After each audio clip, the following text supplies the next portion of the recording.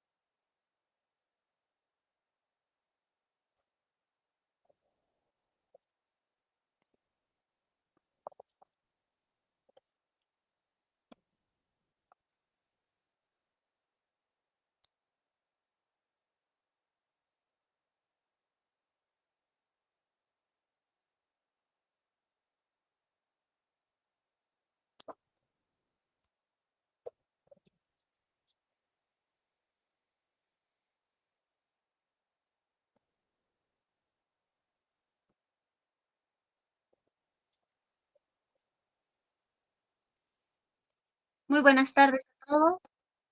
Maestro Alan, ¿está usted listo para poder dar inicio? Sí.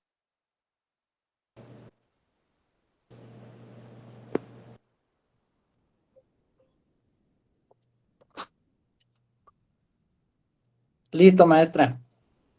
Nada más creo que por ahí le piqué otra vez lo de dejar de compartir, me parece. Y ya Sí, no sé. no estamos viendo sus diapositivas. Sí. Pero no me, lo voy a intentar nuevamente.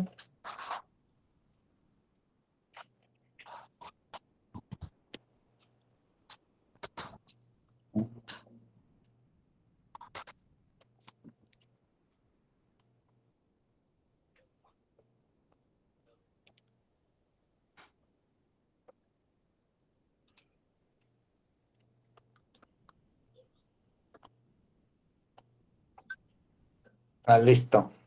Así, ¿verdad? Sí. Así es, ahí están. Pues muy buenas tardes a todos y todas. Es un honor para mí contar con la presencia del licenciado Alan Cruz Avendaño. Muchas gracias, maestro, por permitirnos este espacio de su tiempo para poder compartir esta tarde con todos nosotros. Le dejo el micrófono, sea usted bienvenido a este centro, a este primer congreso interdisciplinario en Derecho Penal, Psicología y Ciencias Forenses. Bienvenidos todos, adelante. Muchas gracias, maestra, gracias por la invitación, gracias a todos los participantes. Veo que sí somos bastantitos, un grupo más o menos de 20, 26. Pues en primer lugar me gustaría presentarme. Soy licenciado Alan de Jesús Cruz Avendaño. Yo soy licenciado en criminalística y técnicas periciales. Yo me desarrollo en el ámbito particular, soy perito particular en el estado de Oaxaca y realizo dictámenes en materia de grafoscopía. Yo cuento también con la especialidad en materia de grafoscopía y documentoscopía. A mí me ha gustado mucho estos temas, hablar con la maestra Jessica sobre las cuestiones de la fundamentación de las conclusiones de los dictámenes. Hemos tenido por ahí algunos asuntos en particular en los que hemos coincidido y hemos trabajado de manera conjunta y han salido pues bastante favorables y sobre todo hemos pues objetado los dictámenes en la cuestión de la metodología o de las técnicas que se han estado utilizando en los dictámenes por parte de los peritos oficiales, en ocasiones también por parte de los peritos de parte o peritos particulares. Y pues yo propuse este tema porque sí me parece bastante interesante en el sentido de que en la cuestión del derecho, nosotros como criminalistas pues somos auxiliares del derecho penal, es lo que dice el maestro Juventino Montiel Sosa. Sin embargo, pues la criminalística no nada más se limita al hecho de que tenga una intervención en materia penal. La criminalística, como bien se sabe, pues eh, tiene muchas disciplinas, muchas ramas, como lo es, por ejemplo, grafoscopía, como lo es documentoscopía, dactiloscopía, tránsito terrestre, antropología y diferentes ramas de la criminalística, pues auxilian en las diferentes ramas del derecho, en materia civil, en materia agraria, por ejemplo, topografía, agrimensura, avalúos, tránsito terrestre para la cuestión de los daños, en materia de derecho, pues en materia civil, mercantil, sobre todo es muy conocido en materia penal, en los tribunales agrarios, y pues etcétera, ¿no? En materia fiscal también tiene la intervención con nosotros como peritos de parte, que si bien es cierto, no todos son criminalística, pero derivamos de un tronco común, que es la criminalística. Y como criminalística nosotros tenemos objetivos bien formulados en la cuestión de nosotros tenemos que cumplir con un objetivo formal, con un objetivo material y con unos objetivos generales, ¿no? Esto con base en la teoría que ya existe. Sin embargo, esta teoría a veces no se pone en una tela de juicio para decir, bueno, ¿de dónde derivan estos objetivos? ¿O de dónde derivan estos principios? ¿O de dónde derivan estas leyes, ¿no? Por ejemplo, en materia de criminalística, nosotros tenemos 7 principios fundamentales en los cuales rige nuestra investigación, que es el principio de uso, de producción, de intercambio, de correspondencia, de características, de reconstrucción de hechos, de probabilidad y de certeza. Entonces, estos principios nosotros los tenemos como base fundamental de nuestra investigación criminalística. Pero sin embargo, ninguno de nosotros nos hemos puesto a cuestionar, bueno, de dónde derivan estos principios, si estos principios tienen eh, un margen de error, si a lo mejor existe algún paradigma en alguno de ellos. No existe todavía esta cuestión de la filosofía en materia forense. Hay autores como Roberto Carlos Aldaraca, que ya ha estado pues publicando diversos libros en materia de filosofía del sistema de las ciencias forenses, bastantes buenos, se los recomiendo.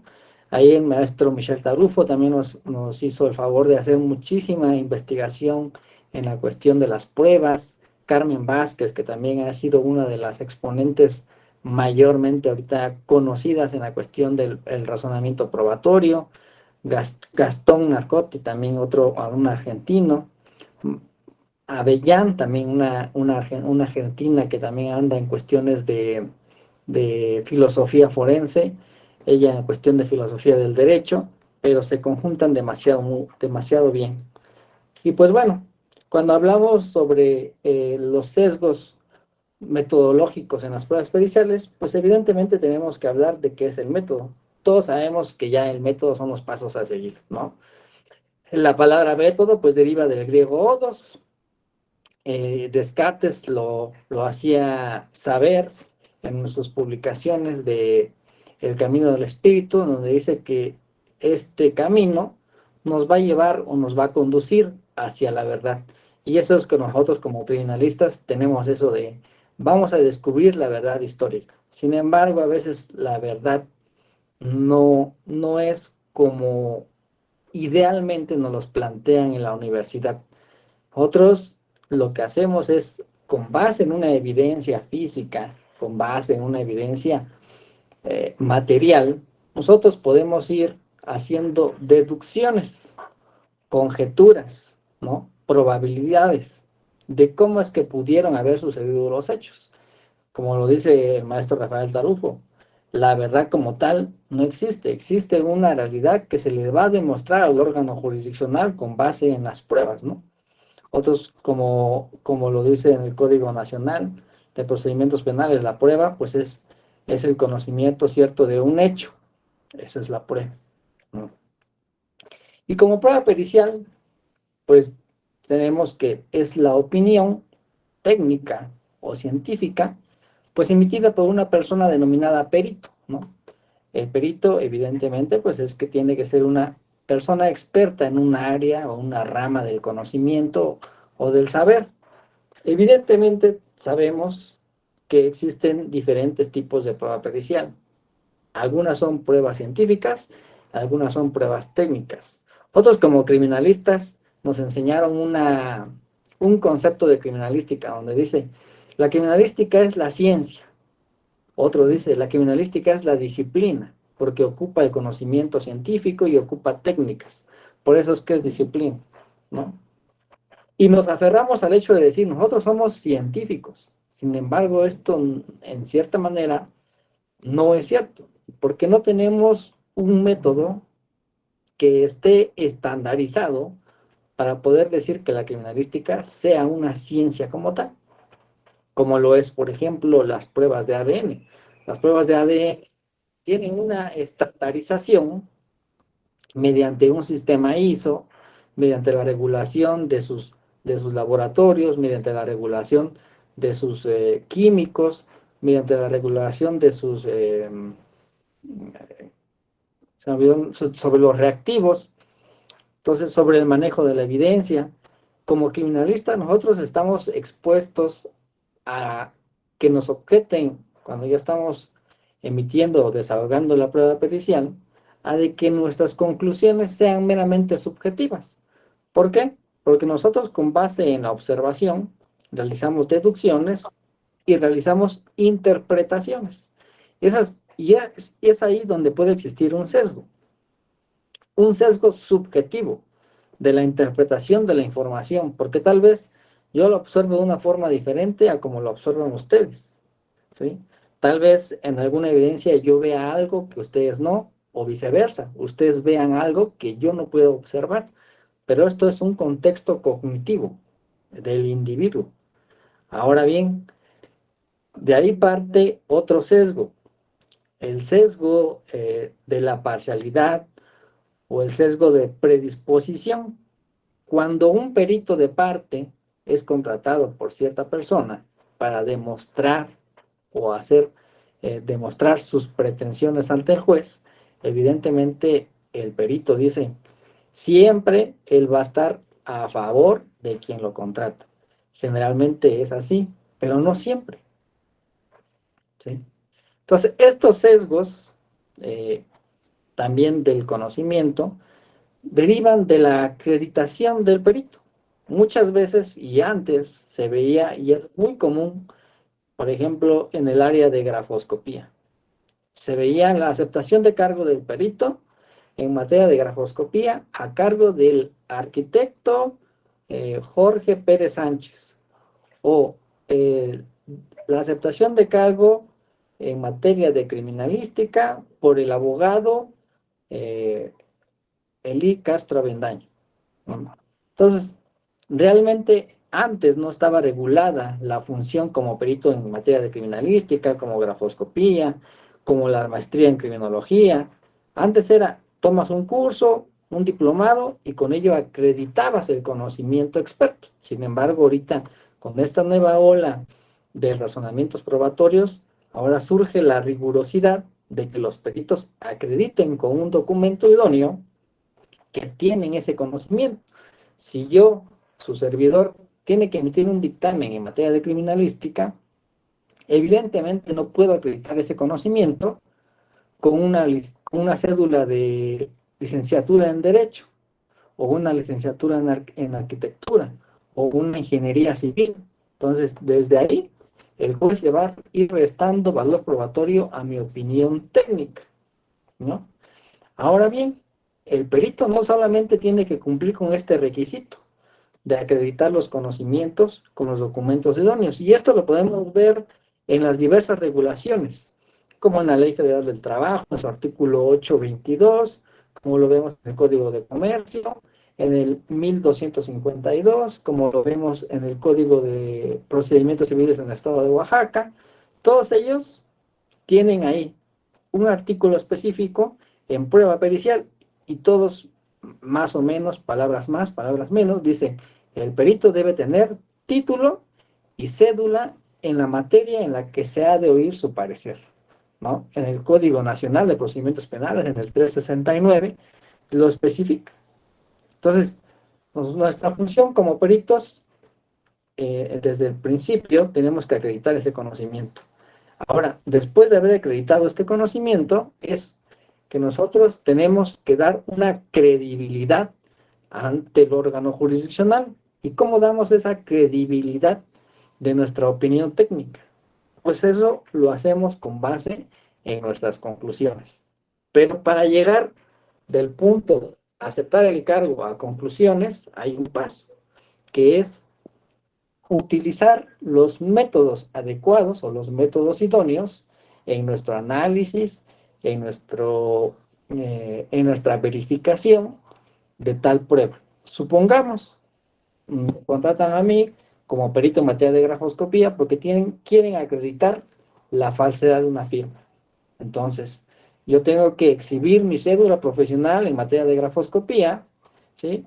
Y tengo que buscar mis elementos indubitables, tengo que documentar mis elementos cuestionados, realizar un análisis, ¿sí? Y eso también es muy criticado.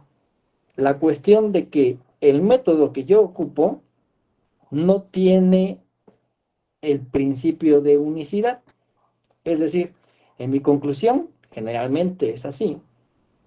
Todos nosotros como peritos decimos, la firma que se encuentra suscrita en tal documento, público o privado, ¿sí?, es del C.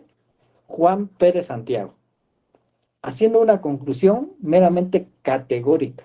Es decir, no damos pie o no damos cabida a de que pudiera existir un rango de error. Y esto puede suceder. Puede ser una firma falsa que la estemos tildando de auténtica y viceversa. Una firma auténtica que la estemos tildando de falsa, ¿sí? Entonces, con nuestros métodos, nosotros vamos a otorgar la credibilidad ante el órgano jurisdiccional para demostrar una verdad, pues formal, como lo dice Michel Tarufo, ¿no? Una verdad formal, que es la que se va a demostrar ante el órgano jurisdiccional. Y bueno, el método científico sabemos que tiene esos 5 pasos, ¿no? La observación, el planteamiento del problema, la hipótesis, la experimentación y las conclusiones. Bueno, todo esto lo sabemos de cajón, todos, ¿no? Pero nadie nos ha explicado que la observación tiene pasos, tiene 4 pasos. El planteamiento del problema tiene 5 pasos. La formulación de la hipótesis tiene ciertos criterios. La experimentación tiene criterios para hacer la experimentación, ¿sí? Y eso no se ve en los dictámenes ni de peritos de parte, ¿no? Porque yo también no lo hago o no lo he hecho, lo que no se hace como debería de hacerse, y ni mucho menos como peritos oficiales. Esto no es por una cuestión de un sesgo cognitivo. A lo mejor sí lo sabemos, pero la cuestión es que estamos en el paradigma de que es que siempre se ha realizado de esta forma y no podemos cambiar el modelo. Porque, por ejemplo, yo lo comentaba con un colega. Fíjate que existe una estandarización para formular conclusiones y las conclusiones ya no pueden ser categóricas y nos dice, las conclusiones ahora deben ser propositivas porque nuestro conocimiento técnico o científico tiene un rango de error y existe la probabilidad de que nuestra conclusión esté errónea. Y me dice, pues sí, tienes toda la razón, nuestra conclusión siempre tiene un rango de error y esto y el otro. Pero ¿qué es lo que pasa? Cuando nosotros somos contratados, nos va a decir el abogado, no, es que yo necesito que digas esto, es que yo necesito que demostremos esto y en tu conclusión me estás dando pie o cabida a decir que puede existir que la firma sea falsa y yo quiero que digas que sea auténtica. Entonces nosotros nos vemos presionados de forma legal para adecuar estas conclusiones técnicas o científicas y hacemos conclusiones categóricas, cuando no es lo correcto. Deben ser unas conclusiones propositivas y existen esas estandarizaciones. Que no se den a conocer o que no los conozcan es una cuestión diferente, pero de que lo existe. Y desde ahí ya existe un sesgo. Es un sesgo predisposicional, porque yo ya estoy dando por hecho algo que a lo mejor no es así, ¿sí? Ahora, el conocimiento científico tiene ciertas características, ¿sí? La investigación científica, dice, se encarga de producir un conocimiento, y este conocimiento se caracteriza por ser ordenado, metódico, racional, crítico y sistemático, sobre todo sistemático, ¿sí? Porque no me puedo ir del paso 1 al paso 3, del paso 4, me paso al 6 y al 7 y así. Entonces, eso ya no, al no existir una sistematización de este método, como lo decía, son pasos a seguir. Si no existe esta sistematización en la metodología, desde ahí nuestros resultados obtenidos derivados de nuestros análisis, pues van a tener ese sesgo metodológico. Más aún que a lo mejor en materia de criminalística, pongamos el ejemplo, que creo que no se da en México ni en Oaxaca, ¿no? Una mala preservación del lugar del hecho, una mala recolección de la evidencia, una mala, un mal registro de cadena de custodia, un mal traslado, que ya llegó al almacén de evidencia, lo echaron en una cajita y lo pusieron por ahí donde hace mucho calor y a lo mejor era un indicio biológico, se degradó, se degeneró y en el análisis de laboratorio existe ahí ya un sesgo en la cuestión de la preservación del indicio o de la evidencia, ¿sí? Entonces los resultados que arroje la prueba de ADN que tiene una fiabilidad del 9.9%, pues a lo mejor ese 9.9% ya no existe. Sí, a lo mejor ya es un 90, a lo mejor ya es un 85. Ahora, la mesa de trabajo en la que realizó el químico la prueba, se limpió, los instrumentos que utilizó, si están debidamente calibrados, si los reactivos que utilizó son son actuales, es decir, que no hayan sido ya caducados. Todas esas cuestiones, ¿sí? Nos va a llevar en nuestro resultado esos sesgos, tanto en nuestros resultados como en nuestras conclusiones, ¿no?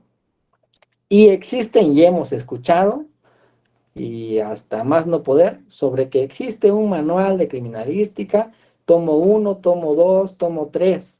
Existe una enciclopedia llamada ICCI, donde te va a decir, este manual te va a decir cuáles son los pasos técnicos a seguir en el lugar del hecho, cómo vas a hacer tu documentación de la evidencia, cómo la vas a recolectar, cómo la vas a embalar, cómo la vas a trasladar, qué es lo que vas a hacer en tus registros de protocolo de cadena de custodia, cuándo se aplica el aseguramiento, cuándo es para resguardo, cómo es la trazabilidad de esta evidencia, y te lo explica todo. Ahí están los protocolos. También en los protocolos te menciona con formatos cómo se debe de realizar. Y esto no sucede así, ¿sí? Ahora, el IPH, que es una puesta a disposición como tal, el MP solicita hacer levantar ahí en su computadora un acta de disposición, ya se modifica la información. ¿Por qué? Porque el primer respondiente lo manifiesta de una forma diferente en la descripción del hecho, y cuando el MP dice, no, es que esto no me va a servir, lo vamos a cuadrar así, la información ya está siendo sesgada, ¿sí? Y cuando llegue esto al perito, cuando llegue esto al juez, el valor probatorio de esas pruebas, pues a lo mejor si era fulanito quien había realizado una cosa, pues resulta ser que no, que ahora es sutanica. Entonces, todas estas cuestiones del teléfono descompuesto, valga de manera vulgar, generan esos sesgos cognitivos.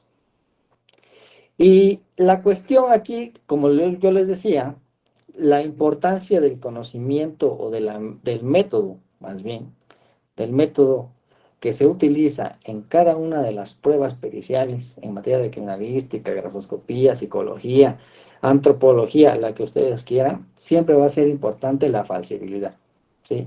La falsibilidad, que es la que dice, se manifiesta como una pregunta. Dice, la prueba se basa en una teoría o una técnica susceptible de contraste, es decir, si esta prueba ha sido verificada, ¿sí? ¿Qué tanta fiabilidad tiene esta teoría? Por ejemplo, nosotros en materia de grafoscopía tenemos las leyes del grafismo, que derivan de una cuestión neurofisiológica, ¿sí? El movimiento de la mano es automatizado, subconsciente, ¿sí? Pero nosotros cuando hacemos un análisis de la firma, lo que hacemos nada más es, encontramos patrones o ítems donde se determina la concordancia de cierto número de rasgos, de cierto número de ideografismos, y por tanto se dice que la firma es auténtica. Sin embargo, esto no es así. Si nosotros no tenemos el conocimiento de por qué existen esos ideografismos o por qué se evidencian ciertas características en los inicios, en las partes finales, en las zonas endogramáticas, pedogramáticas, no vamos a hacer un conocimiento objetivo, que se supone que nosotros estamos buscando la verdad. Y si estamos buscando la verdad es que estamos siendo objetivos. Y esto generalmente no sucede así, ¿no? Y me incluyo. Ahora, esta teoría, esta metodología, también tiene que ser revisada por pares. Cuando yo voy a exponer mi dictamen en audiencia de juicio o de manera escrita, en el dictamen impreso en materia civil, supongamos, o en materia laboral, bueno, en materia laboral ya modificó, pero en materia civil, que aún todavía sigue el sistema escrito, pues yo tengo que exponer qué método utilicé y cómo lo utilicé, porque una cosa es la teoría y otra cosa es la cuestión empírica, de cómo esta teoría la utilicé para poder determinar o plantear o dar solución a un planteamiento del problema, ¿sí? Y aquí viene la validez científica del método usado, es decir, qué tecnología utilicé, ¿sí? Si existen controles rigurosos de calidad para el correcto procesamiento de la evidencia y las cualidades, sobre todo del experto. Hay todavía también un grupo europeo de investigación de ciencias forenses que especifica qué características debe tener un perito. Y dice ahí, tiene que cumplir con los conocimientos académicos, de experiencia y de práctica. Tiene que tener por lo menos 2 años de práctica con un perito experto. Y cuando ya cumpla con esos 2 años de práctica, 1 año de función. Y después de esos 3 años de función, luego entonces se puede volver un perito titular. Pero imagínense cuánta capacitación se necesita. La académica, la de ser auxiliar de perito, 1 año, todavía como perito auxiliar, y entonces te dan la titularidad como perito. Y todavía sigue. Hay otras funciones como perito verificador, que aquí en México ni en Oaxaca se ha escuchado sobre la existencia de un perito verificador. ¿Qué hace un perito verificador? Pues se supone que debe de realizar un análisis de un colega par en la cuestión del conocimiento para verificar, valga la redundancia, ¿sí?, que el dictamen que haya emitido, lo haya emitido con las bases técnicas, metodológicas y sobre todo objetivas e imparciales de la propia ciencia, sea cual sea, ¿sí? Pero ¿qué sucede? Le llega al perito verificador, nada más lo que hace es irse hasta la última página donde está su nombre, lo firma y vámonos. Ya esa es cuestión tuya de cómo lo emitiste. No existe una verificación real, ¿sí? Y uno de las cuestiones muy conocidas en que nos dio una pauta o unos pasos para que nosotros como peritos podamos darle credibilidad a este conocimiento, porque nosotros hemos sido muy criticados donde dicen, es que las pruebas periciales no pueden ser consideradas como las pruebas reinas para poder determinar la existencia de un hecho delictivo o para poder determinar la autoría o la intervención de autores en un hecho delictivo, ¿sí? ¿Por qué? Porque nuestra fuerza del conocimiento deriva de la cuestión empírica y no es algo medible, no es factible de hacer una medición probabilística. ¿Por qué? Porque la evidencia que nosotros manejamos es meramente cualitativa y como lo dije en un principio, nosotros hacemos una interpretación de esta evidencia cualitativa con base en nuestro conocimiento y nuestra experiencia, nuestra formación académica, ¿sí? Y entonces, hubo ahí en el año de 1993 en Estados Unidos el conocido caso Daubert, ¿no?, en el cual solicita que todas las pruebas científicas, aquí hay que tener ojo, todas las pruebas científicas deben de tener un porcentaje de error conocido o potencial, ¿sí? Es decir, como la prueba de ADN, que según es el 9.9% de efectividad y tiene el 0.1% de probabilidad de que sea falsa o un falso positivo, ¿no? Es decir, que si este método cuenta con la técnica con una tasa de error conocida, con las normas de control de su operatividad, dice, respecto a los estándares de la correcta ejecución de las operaciones aplicativas. Yo quisiera hacer aquí una pregunta y una pequeña pausa. Dentro de nosotros, como de los participantes, ¿existe algún colega que haya estudiado la licenciatura en criminalística?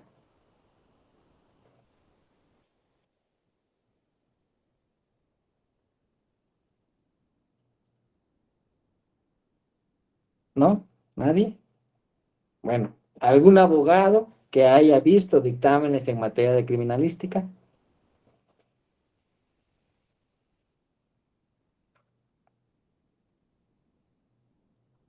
¿Nadie? Sí, aquí nos están diciendo en el chat que sí hay abogados. Ok, bueno. Otra pregunta a los que acaban de decir que sí. ¿Han visto ustedes algún dictamen que en su metodología explique el porcentaje de error conocido de la técnica o del método aplicado?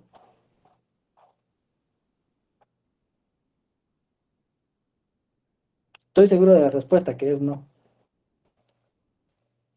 No, Así es, no. no. Ninguno, no se ha visto. Y hasta el momento no hay ningún dictamen que en su metodología explique. Yo apliqué, porque eso sí, nosotros nos escudamos en el hecho de decir, ajá, únicamente hace mención del método. Nosotros nos escudamos al decir, utilizamos el método científico, ¿no? Con sus pasos, la observación y hasta la conclusión.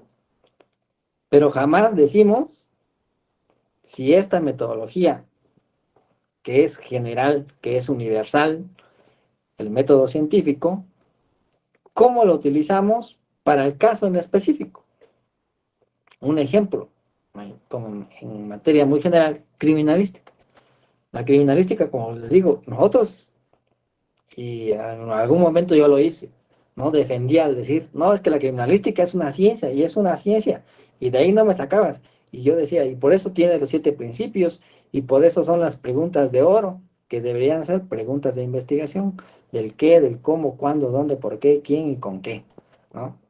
Y por eso nosotros tenemos nuestros principios y nuestra base técnica y nuestra base científica, y nosotros, como somos una ciencia multidisciplinaria, nos basamos en la física, nos basamos en la química y nos basamos en la biología, porque nos vamos con el médico, nos vamos con el químico, cuando hacemos la recolección de una muestra de sangre, lo hacemos con tal solución, etcétera. Pero jamás explicamos, ¿sí?, de dónde deriva nuestra fortaleza metodológica. Cuando ya a un perito lo contrainterrogas al decir, ¿cuál es la base metodológica de todos los análisis en la cuestión, por ejemplo, reconstrucción del hecho? ¿Cómo es que basó su reconstrucción del hecho? No, pues en la evidencia encontrada en el lugar del hecho y la evidencia que se aportó en la autopsia realizada a la persona fulanito de tal, y a la certificación médica realizada a la otra persona, y a la valoración de la prueba de, porque hay otra, la sangre. Dicen, había manchas de sangre y se determinó el grupo de ORH positivo, como si el ORH positivo fuera una entre las 1000 que estamos aquí, ¿no? Entonces es una prueba meramente presuntiva y no es identificativa. Y dicen, es que sí, concuerda porque él es ORH positivo y él también. Muchos somos ORH positivo, al menos aquí en México, ¿no? Pocos somos los que son AB o B, ¿sí? Entonces eso no es identificativa, es meramente presuntiva. Sin embargo, el juez las valora y les da valor probatorio y lo sentencia, o viceversa, ¿no? Les da el auto de libertad. Bueno, entonces no logramos o no llegamos a explicar cuál es nuestra fuerza metodológica. Nuestra fuerza metodológica es el empirismo, la cuestión deductiva. Y por ahí leía yo en el libro del maestro Roberto Carlos Aldaraca que el método inductivo no existe, que es una falacia, que nada más nosotros hacemos deducciones, porque nuestra base es un conocimiento general para hacer premisas o con premisas particulares para tener conclusiones particulares. Pero bueno, y nosotros, entre más métodos le pongamos a nuestro dictamen, le ponemos método científico, método analítico, método descriptivo, método inductivo, método deductivo, hasta signaléctico le ponemos, pues, ¿no? ¿Para qué? Para qué decir, o fundamentar, o justificar más bien, porque no estamos fundamentando, nada más estamos justificando de manera errónea nuestras conclusiones. Porque pensamos que entre más métodos lleve ahí explicado nuestro dictamen, mejor serán nuestras conclusiones. Y es lo mismo que pasa, por ejemplo, cuando quieren un abogado, ¿no? Quiere demostrar la falsedad de una firma y dice, objeto la firma suscrita en el pagaré de fecha tal y ofrezco la pericial en materia de caligrafía, grafoscopía, grafometría, grafología, documentología y piensa que entre más materias le ponga, mejor va a ser su acreditación de la falsedad de la firma. Y esto no es así, ¿sí? La prueba idónea es la grafoscopía y punto, se acabó. Y ahora, con base en el ofrecimiento de la prueba, ofrezco mi perito fulanito de tal, quien acredita el conocimiento, con la cédula tal, y expongo mi cuestionario sobre el cual realizará la prueba. Y eso sería lo idóneo y lo suficiente para que el abogado pueda acreditar la falsedad de esa firma, ¿no? Y es lo mismo que nosotros hacemos como peritos. Ponemos un montón de métodos y enunciamos un montón de métodos, pero jamás explicamos cómo lo utilizamos. Sí, mucha teoría, pero poco el empirismo. Entonces, ahí ya existe un sesgo. Y que nosotros en el contrainterrogatorio podemos echar abajo ese dictamen. Y como consultor técnico da muy buenos resultados el hecho de que empiece uno a cuestionar la metodología de cualquier perito, perito de parte o perito oficial. Ahora, otra de las cosas, en la cuestión de la metodología en las pruebas científicas, recalco, ¿sí? Debe existir un consenso general de la comunidad científica. Es decir, en las pruebas de ADN existe una estandarización para lo cual cómo se debe de llevar a cabo esta prueba. Aunque existen diversas estandarizaciones, se supone que los diferentes métodos te van a conducir a un mismo resultado, porque no importa cuál sea la operación que tú hagas, el resultado tiene que ser el mismo, ¿sí? Y por eso son estandarizaciones, son normas. En México, por ejemplo, existe la norma 17020, que esa es la que nos establece nosotros como peritos y en laboratorios, que debe, pues, radicar o la que debe fundamentar la función de cualquier laboratorio aquí en nuestro país, en México, incluyendo los laboratorios forenses, ¿sí?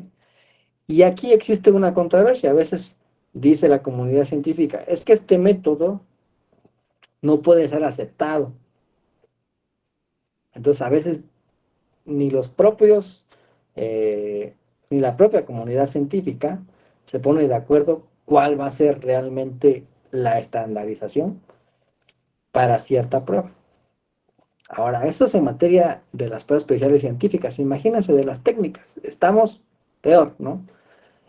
Muy llamadas, por ejemplo, las huellas, la prueba pericial en materia de dactiloscopía, ¿no? La de dactiloscopía es la cuestión del análisis de las crestas de la yema de los dedos. Nosotros decimos como peritos, no hay duda de que esta huella que está aquí impresa en este documento sea de esta persona, porque concuerda con 12 puntos característicos que los voy a enunciar ahorita mismo, y estos son, y coinciden con la ubicación, y tal, y lo. Sin embargo, viene aquí la refutación. No existe un análisis, ni un estudio científico ni técnico que demuestre la unicidad de una huella dactilar. Todos decimos, es que no existen huellas iguales, no pueden existir dos huellas iguales, ni siquiera en los gemelos, ni siquiera de un pulgar a otro, no pueden ser iguales. Nosotros tenemos esa teoría, ¿sí? Sin embargo, no hemos demostrado que a nivel mundial no exista una huella igual a la mía, pero tampoco hay alguien que haya demostrado lo contrario.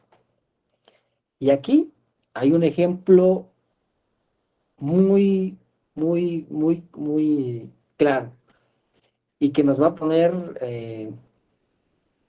de una u otra forma, nos va a ayudar, nos va a impulsar a decir, pues sí, las pruebas periciales o las pruebas técnicas, de una u otra forma, sí tienen que ser valoradas por un juez y tienen que darle cierto valor probatorio, siempre y cuando siempre cumpla con ciertos requisitos. ¿Por qué? Porque si en matemáticas, que es una ciencia dura, que la conocemos como las ciencias duras, las matemáticas, que dices, ahí no hay falla en la cuestión de las matemáticas. Todos decimos que 2 más 2 es 4 y nadie lo puede refutar, ¿sí? Pero yo le voy a poner dos ejemplos matemáticos que no han sido demostrados, tal cual como lo son en el principio de unicidad de las huellas. No hemos demostrado que exista una huella única, pero tampoco nos han demostrado que exista la diversificación de las huellas, es decir, que no exista una huella repetida, ¿sí? El primer ejemplo es una operación muy simple, que si yo les digo, inmediatamente a su mente vendrá una respuesta. Y esta es la de 0 entre 0. Todos decimos en nuestra mente, pues 0, efectivamente. 0 galletas entre 0 niños, pues el resultado es 0. Sin embargo, hay una ley matemática que dice que todo número dividido entre sí mismo, el resultado es 1. 2 entre 2 es 1. 3 entre 3 es 3. 3 entre 3, perdón, es 1. Por lo tanto, no existe una, excepto, no existe el 0 entre 0, por lo tanto daría 1. Y es una ley matemática misma. No me estoy yendo ni a la cuestión física, ni a la cuestión de química, ni de biología. La misma ley matemática dice, todo número dividido entre sí es 1. Y por lo tanto, 0 entre 0, el resultado tendría que ser 1. Y si un dictamen emitido por un perito dice 0 entre 0, pues es 0, porque si no tengo nada y lo divido entre de nadie, pues no tengo nada. Pero el otro perito dice, sí, pero yo apliqué la ley universal matemática que dice que todo número dividido entre sí es 1. Entonces, no, los dos son resultados diferentes, pero están aplicando un conocimiento científico. Y ahí va todavía una tercera opción. 0 entre de 0.7 da un resultado. Y entre más pequeño sea el divisor, más grande es el resultado. Luego, entonces, si yo divido un número entre 0, el resultado, ¿cuál es el número más grande? Pues no existe un número más grande. Sería 0 entre 0, sería infinito. Tenemos tres respuestas a una sola planteamiento del problema. 0 entre 0 es 0, 0 entre 0 es 1 y 0 entre 0 es infinito. Por eso cuando ustedes ponen en una calculadora científica o en su propio celular, dicen resultado indeterminable, porque no existe una respuesta para esa simple operación de 0 entre 0. Nosotros físicamente, en el plano físico, en el plano material, al decir, pues si no tengo nada y no lo voy a dividir entre nadie, pues es 0. ¿Sí? Eso es lógico. Pero existen otras leyes que lo contradicen. Y ahí viene otra. La conjetura de Goldbach, que es lo mismo que le decía en materia de dactiloscopía. Nosotros decimos que no existe una huella igual a la que yo tengo, ni a la que ustedes tienen. Pero no existe un estudio científico que lo haya demostrado. Igual la conjetura de Goldbach. La conjetura de Goldbach dice que todo número par mayor que 2 es la suma de dos números primos. Es decir, el 4 es 2 más 2, es 4. El 8, el número primo, 5 más 3, es 8. Y así. Y como hay un número infinito de números, nadie ha demostrado que esta conjetura en alguna falle o en algunas acierte. Por tanto, damos por cierto que las matemáticas son ciencias duras. ¿Y por qué no así entonces en la dactiloscopía? Si nosotros aplicamos y fundamentamos bien el método que utilizamos en nuestro análisis dactiloscópico, este dictamen puede alcanzar un valor probatorio con fundamento técnico, ¿sí? Y existen normas específicas. Ahorita, por ejemplo, existe el método ACEP, que antes eran los puntos característicos y tiene que tener 12 puntos y tiene que tener ciertas características. Ahorita no. Ahorita el método ACEP es distinto. Tiene un diagrama de flujo. Tiene uno que decir si esta huella es idónea y tiene que ir ahí manejando el proceso, ¿sí? Hasta llegar a una conclusión y da al final tres tipos de conclusiones. Hace propuesta de tres tipos de conclusiones: la determinable, indeterminable y la que es auténtica. Pero hay un flujo en el proceso, en el análisis. Y si nosotros en nuestro dictamen explicamos desde el principio cómo nos allegamos a la huella, dónde se reveló, cómo la revelamos, ¿sí? O se tomó en una huella, se tomó en una ficha de cadactilar, perdón, de ahí la documentamos, hicimos el análisis comparativo. Desde ahí, si nosotros vamos dando paso a paso cómo se hizo este análisis, evidentemente el dictamen tiene fuerza probatoria, ¿sí? Entonces no podemos decir, es que ustedes como no han demostrado la unicidad de las huellas, pues la dactiloscopía pues no nos va a servir para nada, ¿no? Porque así tampoco en las matemáticas. Y aún así, las matemáticas sí las utilizamos. Tan es así que se las enseñamos a nuestros hijos desde la primaria, ¿no? Y bueno, esta es la cuestión de los criterios Dauber que se utilizaron para las pruebas científicas, ¿sí? Y vino un caso muy parecido en el cual quisieron aplicar estos criterios Dauber. La diferencia es que en el caso Dauber era una farmacéutica. Entonces ahí entraba la cuestión de la química y la cuestión de la biología.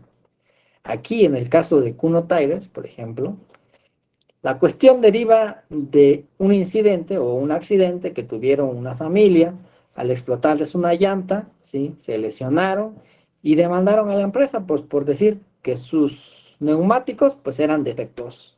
Entonces proponen a su perito, ¿sí? Para que haga un análisis de la llanta y en la exposición del perito pues dice, sí, hay una falla en las llantas, hay un defecto porque estas, y explica, ¿no? Porque es que determina que sí, efectivamente, había un defecto, pues no, a lo mejor no en todas las llantas, pero al menos en esa sí había un defecto. Pero ¿qué hace la Corte de Apelación de Estados Unidos? Dice, no, pues es que como la prueba que tú me acabas de emitir no es una prueba científica, sino es una prueba interpretativa con base en tu observación, con base en tu conocimiento, con base en tu cognición, en tu preparación, tu experiencia, pues no te puedo aplicar el criterio Dauber, ¿no? Y por tanto, pues va para atrás tu prueba. Y de ahí se van a la Corte Suprema, ¿sí? En donde discrepa de esa sentencia y corrige esa decisión, en el cual dice que se indicó que el método usado por el perito, por el experto, sí era confiable, pero su aplicación al caso concreto, dice, no lo fue, porque el informe también indicaba que la llanta tenía un gran desgaste en la banda de rodamiento. Entonces, no explica de manera específica a qué tanto tiempo de desgaste tenía, cuántos milímetros de desgaste. A lo mejor podía realizar una medición de cuál era el desgaste, o con base en la figura, si ya no se veía. Algo ahí, hubo un detalle que el perito se le pasó, que aunque utilizó un método apropiado, ¿sí?, no fue idóneamente aplicado, ¿sí? Y dicen, pero sí se le puede considerar como una prueba técnica susceptible de ser controlado bajo los criterios jurisprudenciales de los criterios Daubert.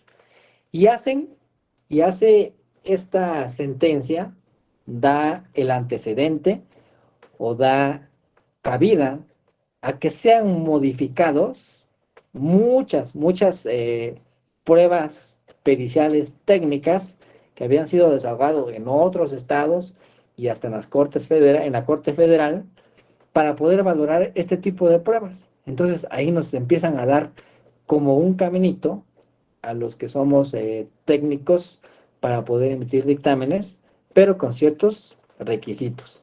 Y a partir de ahí, en el año 2000, en la legislación norteamericana se modificó el artículo 702,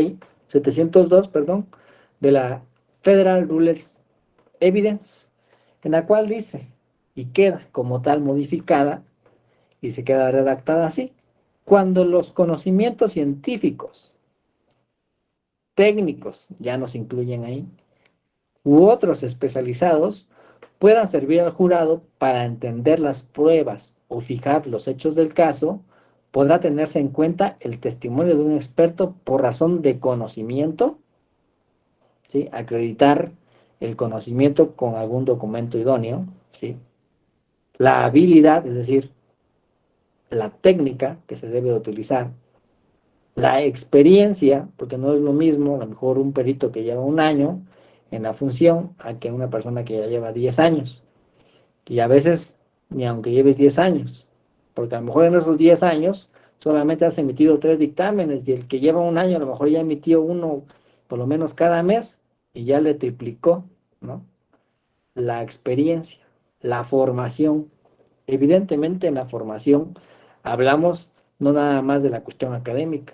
Con nosotros, sí, egresamos de la licenciatura en Derecho, de la licenciatura en Arquitectura, de cualquier licenciatura, siempre el conocimiento es dinámico. Y los procesos o las técnicas se modifican. ¿Por qué? Porque la tecnología también va avanzando demasiado. Jamás nos hubiéramos imaginado que nos pudiéramos reunir de manera virtual. Eso solo lo veíamos en una caricatura llamada Los Supersónicos, y sucede, ¿no? Entonces el conocimiento es dinámico. Entonces aquí dice, entonces, tomando en cuenta el testimonio de la persona experta en razón del conocimiento, la habilidad, la experiencia, la formación, la educación, ¿sí?, en el que se expresa su opinión. Y dice, y el testimonio está suficientemente fundamentado en hechos o datos fiables, ¿sí? Es decir, que la recolección de la información o de la evidencia forense haya sido de la forma apropiada, conforme a los protocolos, conforme a los estándares internacionales o los estándares nacionales, o a veces hasta los estatales, ¿sí? Que el testimonio sea producto de principios y métodos fiables, como lo decía. Si yo, por a lo mejor, tengo un resultado diverso al de mi colega o al de mi compañero, sin embargo, cuando nosotros fundamentamos bien nuestro dictamen, pues puede que los dos estemos en una verdad relativa, pero esta verdad pues deriva de la cognición, la experiencia y del método, sobre todo, que nosotros estemos utilizando. Y por ello se requiere del perito verificador para decir, bueno, entonces vamos a ver quién de los dos realmente tiene la razón, y a lo mejor ahí se va a declinar uno de ellos, ¿no? Y por último, pues que el testigo aplique los principios y los métodos al hecho del caso de forma fiable, es decir, la cuestión empírica.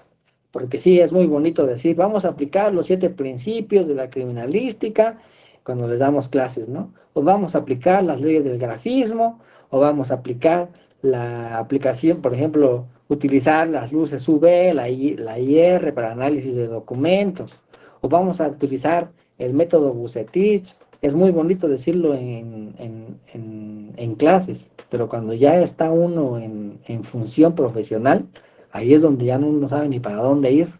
Por eso yo les decía, les comentaba mucho a los alumnos, cuando ustedes tengan la oportunidad de equivocarse, háganlo aquí en la escuela. Aquí en la escuela les digo, reprueban y ya no pasa nada. Afuera hay responsabilidad profesional.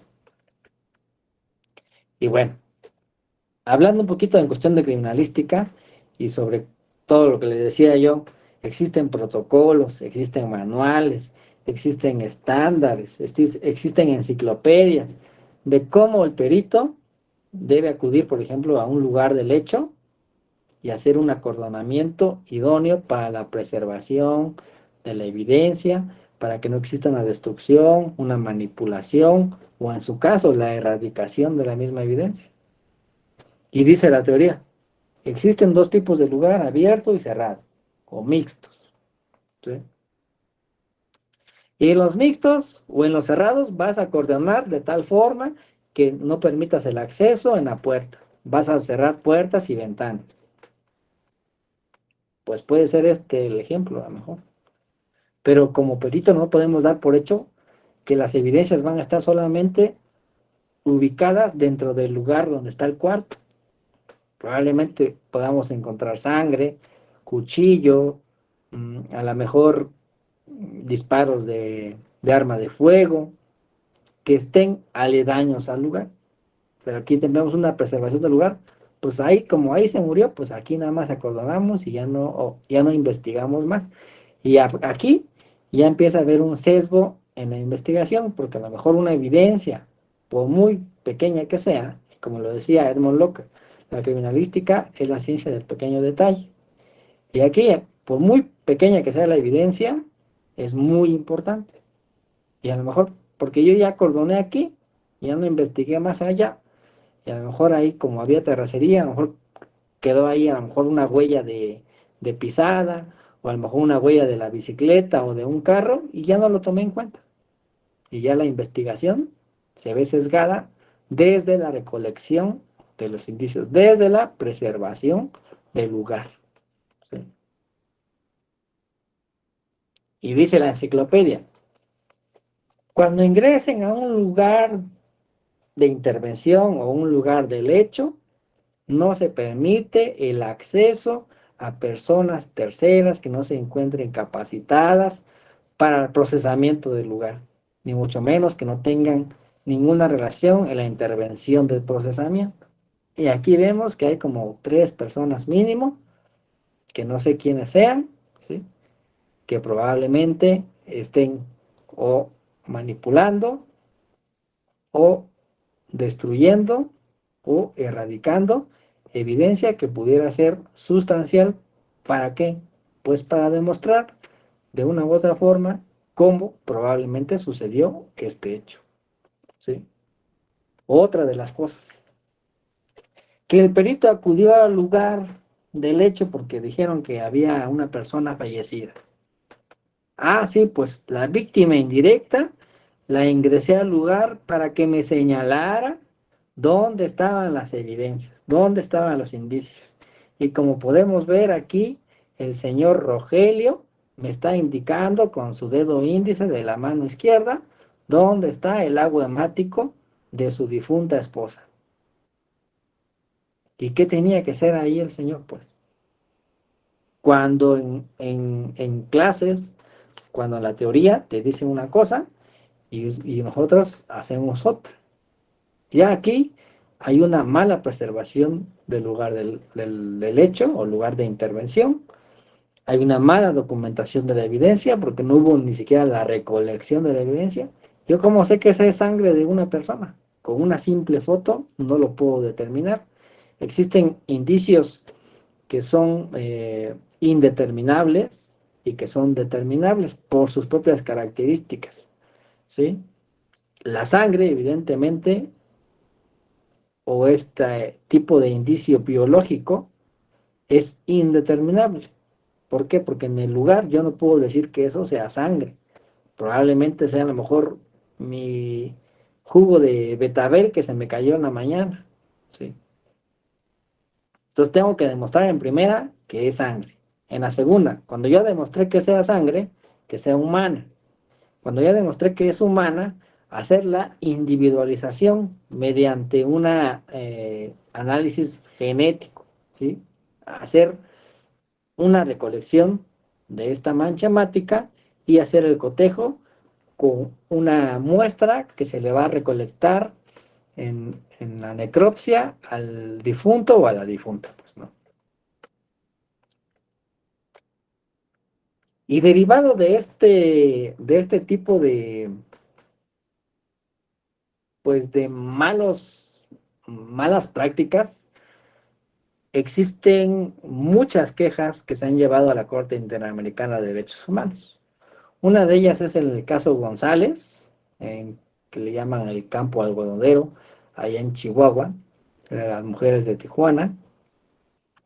Esta sentencia salió el 16 de noviembre del 2009, ¿sí? En donde alegaban las irregularidades en la cuestión de la cadena de custodia en el lugar del hecho, ahí le llaman escena del crimen, ¿sí? En la recolección de la evidencia, en el manejo de la evidencia. En el manejo de la evidencia hablamos no nada más de la recolección, sino también del embalaje y del traslado, ¿sí? En la elaboración de las autopsias y la identificación y la entrega de los restos de las víctimas, ¿sí? Entonces, basó esta sentencia de la Corte Interamericana y sentenció a México, y bueno, no lo sentenció, hizo una recomendación en el que deriva de que el hallazgo de los cuerpos, la custodia de la escena del crimen y la recolección y el mal manejo de la evidencia. Eso fue la observación o la recomendación que realizó. La práctica en las autopsias no fueron de manera adecuada, no fueron documentadas de manera adecuada, ya sean fotográfica o videográfica o descriptiva. Las prácticas de las pruebas de ADN no se llevaron a cabo conforme a los estándares. Evidentemente, la ONU, eh, la OEA, realizó estas recomendaciones con base en otro grupo de expertos forenses argentinos autónomos, porque evidentemente ellos pues no tienen el conocimiento experto para poder decir, efectivamente hiciste mal tu trabajo. Entonces tiene que llamar a otro grupo de expertos para que realice una verificación de cómo fue la actuación de estos peritos del estado de Chihuahua y pues evidentemente encontraron estas anomalías. Otro caso, por ejemplo, que derivó también de una mala investigación, que es el caso de Digno Ochoa, en los familiares contra el Estado de México. Esta sentencia fue más reciente, en el año de 2021, en donde la Corte Interamericana de Derechos Humanos, a través de varios peritajes, nuevamente de otro grupo autónomo, que realizó un análisis detallado de todas las periciales que se practicaron en la investigación del caso de Digno Ochoa, en el cual les decía, pues es que Digno Ochoa presenta 3 lesiones, 2 a causa de un proyectil y la otra pues por un objeto contundente, lo más probable. Nada más dice que existía un hematoma en el muslo derecho y las 2 de proyectil, una en el cráneo, en la región temporal izquierda, y la otra en el muslo izquierdo, ¿sí? Entonces, toda esta investigación, o esto que encontraron, porque lo encontraron en su oficina, en la Ciudad de México, bastaron 3 líneas de investigación.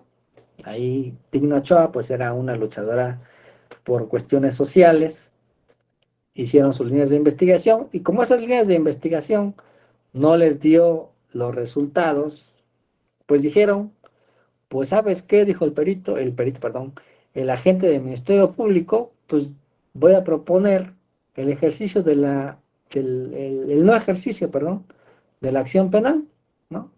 Y pues voy a proponer en mi acuerdo la hipótesis pues de un suicidio disimulado, ¿no? Vámonos por la fácil, ¿no? Y luego entonces en el año 2002 y en el 2003, mediante la gestión de la Comisión Interamericana de los Derechos Humanos y con el consentimiento del Estado, pues como les decía, un grupo de expertos independientes entra y hace el análisis de que las pruebas técnicas realizadas en esta investigación en materia de patología forense, balística, criminalística, no se adecuaban a los estándares internacionales. ¿Quiénes nos han platicado sobre los estándares internacionales? Por ejemplo, nosotros como criminalistas, al menos yo que soy generación 2004-2009, jamás nos hablaron sobre estándares internacionales de cómo aplicar el método criminalístico, porque decían el método criminalístico. Jamás. No existían. Pero claro que sí existían, pero no nos hablaban de ello. ¿Por qué? Por el desconocimiento. ¿Sí? Y en el referido informe se concluyó que algunas de las pruebas practicadas en este marco de investigación pues no fueron evacuadas con una investigación de forma ajustada a los métodos y procedimientos. Aquí nos hace métodos. ¿Sí? No, es decir, a lo mejor los peritos no explicaron cómo utilizaron esos métodos que supuestamente estaban utilizando. Aparte de ello, de que los métodos que utilizaron dijeron que eran obsoletos. Otra, que las conclusiones que ellos hacían eran categóricas, cuando nuestra ciencia y nuestro avance del conocimiento técnico y científico no nos permite hacer conclusiones categóricas, sino propositivas. Ellos sí hicieron conclusiones categóricas. Y todo eso, esas deficiencias, les restó ese valor probatorio y por eso es que hicieron la recomendación al Estado mexicano, ¿sí? Para que hiciera y dieran los medios necesarios para poder evitar este tipo de malas prácticas o los conocidos sesgos metodológicos, ¿no? Y por ello solicita que se haga se conforme un instituto autónomo de ciencias forenses. Y esto es también muy cierto. Cuando una persona es detenida, por ejemplo, por X o Y delito o delitos, el Ministerio Público solicita a la Dirección de Servicios Periciales que se realicen las pruebas pertinentes en materia de y las enuncia, ¿sí? Para demostrar la responsabilidad de fulanito de tal por la comisión del delito en tal. Los servicios forenses en el estado de Oaxaca al menos, y en la mayoría de los estados, excepto Guadalajara, dependen de la Procuraduría o de la Fiscalía. Y por tanto existe un sesgo institucional. O hay quienes se atreven a decir una corrupción institucional. Porque si el Ministerio Público dice, esta persona está detenida por ser probable actor o autor de este delito, la investigación va encaminada a demostrar que esa persona cometió ese delito y no en que la investigación vaya encaminada a demostrar la verdad, aunque la verdad sea diferente a lo que se manifiesta por parte del Ministerio Público o por parte de la víctima. Nosotros vamos a hacer para que las pruebas técnicas o científicas vayan encaminadas a demostrar que esta persona es culpable. Entonces ahí también hay un sesgo. Y como decía, hay otros que se atreven a decir una corrupción institucional. Y por ello recomiendan que se realice o se conforme este Instituto Autónomo de Ciencias Forenses. Y el estado de Guadalajara lo tiene. El Instituto Jalisciense, creo que se llama, de Ciencias Forenses, el Instituto Autónomo de Ciencias Forenses. Es el único. Y derivada de estas observaciones que se realizaron en la OEA, llega en el 2013, ¿sí? Christoph Heynes, en el cual nuevamente nos enfatiza que gozar de credibilidad local e internacional tendría que ser el establecimiento de un sistema de justicia civil sólido, un sistema en el que las instituciones sean fuertes e independientes y estén interconectadas, y en que las leyes sean claras, se ajusten a las normas internacionales y formen parte integrante de la cultura institucional y pública. Y nuevamente, en el 2016, el comisionado de las Naciones Unidas para los Derechos Humanos, Zein Rand Hussein, en su visita oficial que realizó en octubre del 2015, hace pública en el 2016 sus recomendaciones, y dentro de ellas es crear una institución nacional forense que sea autónoma e independiente, con suficientes recursos que puedan dar servicio a todos los órganos de administración de justicia, incluyendo tribunales y procuraciones de justicia y representantes legales. Fíjense, la importancia de que las ciencias forenses sean autónomas.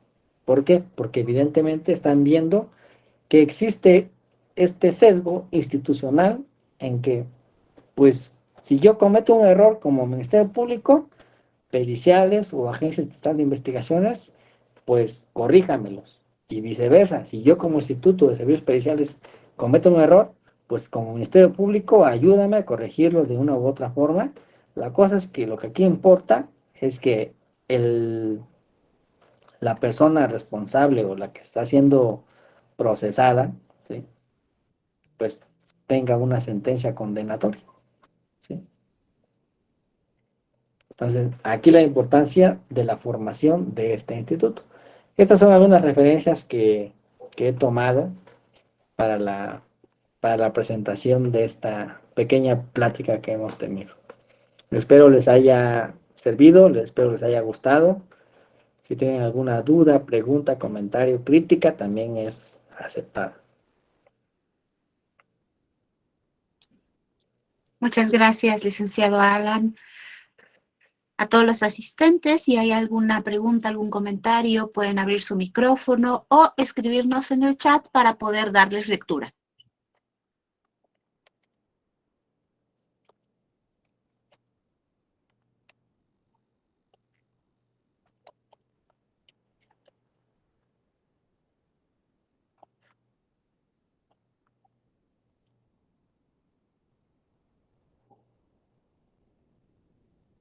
En el chat, Sinaíka Rizal, por compartir sus conocimientos. Leticia Díaz, buenas noches, excelente presentación. Saludos desde Paraguay. Muchas gracias, Leticia, por acompañarnos desde allá. Bienvenida.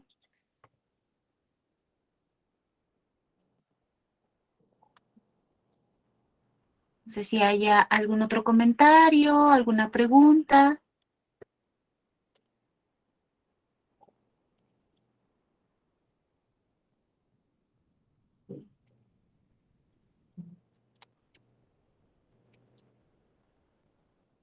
Muy bien. Pues si no hay ningún comentario, ninguna pregunta para el licenciado Alan. Isra dice felicidades, muy buena ponencia, obtuve conocimientos. Carlos Castro dice excelente ponencia desde Perú. Muchas gracias, Carlos, saludos a Perú. Muy buena presentación, felicidades, nos dice Esteban.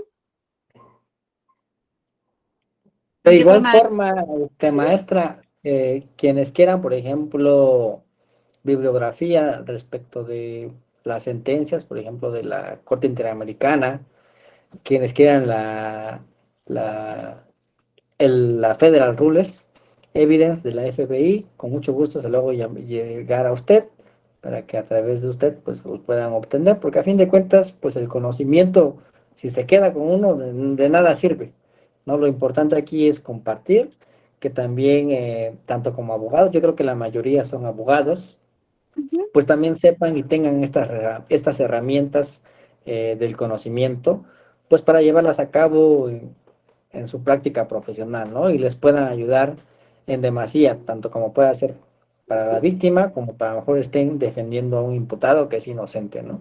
Entonces el conocimiento ahorita ya no es de que, yo las tengo, ¿no? O yo tengo el manual del juez y ya no lo presto. Entonces lo importante aquí es compartir. Si alguien desea alguna bibliografía que le haya interesado, con mucho gusto se lo hago yo llegar para que a través de usted pues se lo pueda proporcionar a los participantes. Claro que sí, muchas gracias. Pues todos ustedes, les voy a poner aquí el correo electrónico a que pueden escribirnos para solicitar la bibliografía que el maestro nos menciona, y también si en el equipo tenemos bibliografía que pueda serles útil, con mucho gusto les vamos a proporcionar este material.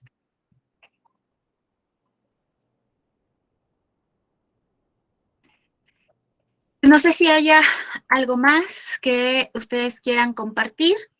Por aquí tenemos otros comentarios. Carlos, gracias. Sí, sería excelente compartir jurisprudencia internacional, con mucho gusto. Isela nos dice, excelente presentación, maestro, como siempre, exponiendo los mejores temas. Alessandra Vargas, gracias por compartir. Yo estoy interesada en la información. Jorge, felicitaciones por la excelente ponencia. Saludos cordiales desde Chimbote, Perú. Dios los bendiga. Muchas gracias, Jorge. Martín Prieto, buenas tardes. Excelente exposición. Saludos desde Ciudad Juárez, Chihuahua. Saludos a Chihuahua, gracias. Por aquí creo que se me pasaron algunos. Bernardino Jiménez, una ponencia muy formativa, excelente exposición del ponente, muchas gracias. Un saludo desde el corazón de la cuenca del Papaloapan, San Juan Bautista, Tuxtepec. Saludos a Tuxtepec también, aquí en Oaxaca. Y pues, en breve estaremos compartiéndoles con mucho gusto la información que el maestro nos haga favor de hacernos llegar.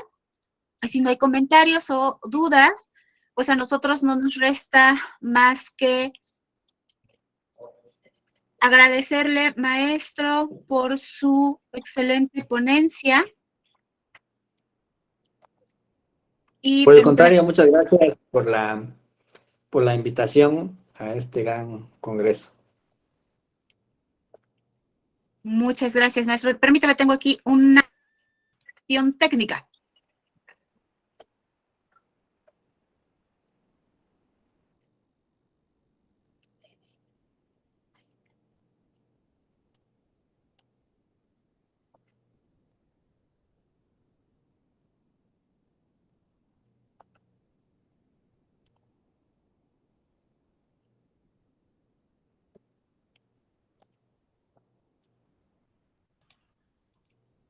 Disculpen todos, es que quiero proyectarles el reconocimiento que tenemos para el licenciado Alan. No lograba yo hacerlo. Ya lo tenemos por acá. No sé si ya lo puedan ustedes visualizar. Creo que ahí está cargándose. Muchas gracias, maestra. Pues tenemos este reconocimiento para usted, licenciado. Le agradezco mucho de parte del Centro Interdisciplinario de Estudios en Derecho y Psicología de Oaxaca. Otorga el presente reconocimiento al licenciado Alan de Jesús Cruz Avendaño por su participación como conferencista en el primer Congreso Interdisciplinario en Derecho Penal, Psicología y Ciencias Forenses, con la conferencia titulada La prueba pericial y sus sesgos metodológicos. Oaxaca de Juárez, Oaxaca, a 28 de septiembre de 2022. Firma una servidora, maestra Claudia Jessica Cervantes Cruz, directora de este centro. Muchas gracias, maestro. Muchas felicidades por su ponencia. Y pues nos despedimos solo por esta noche, porque el día de mañana estaremos compartiendo con usted también un taller sobre técnicas específicas del procesamiento. Entonces, pues vamos a estar por ahí todos atentos para poder acompañarle y para poder seguir aprendiendo de usted. A todos los asistentes, muchas gracias por su participación este día. Les recordamos que el día de mañana vamos a estar trabajando a partir de las 17 horas, tiempo del Centro de México, con los diferentes talleres. Todos ustedes ya tienen información para el acceso a estas actividades en sus correos electrónicos, y si tuvieran alguna circunstancia, alguna dificultad para obtener esta información, por favor, contáctenos por correo electrónico para que durante la noche del día de hoy y la mañana del día de mañana podamos solventar cualquier situación en ese respecto. Maestro, muchas gracias. Que tengan todos una excelente noche.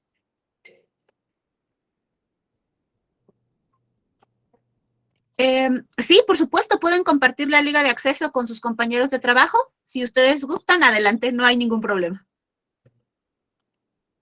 Que tengan excelente noche. Muchas gracias a todos.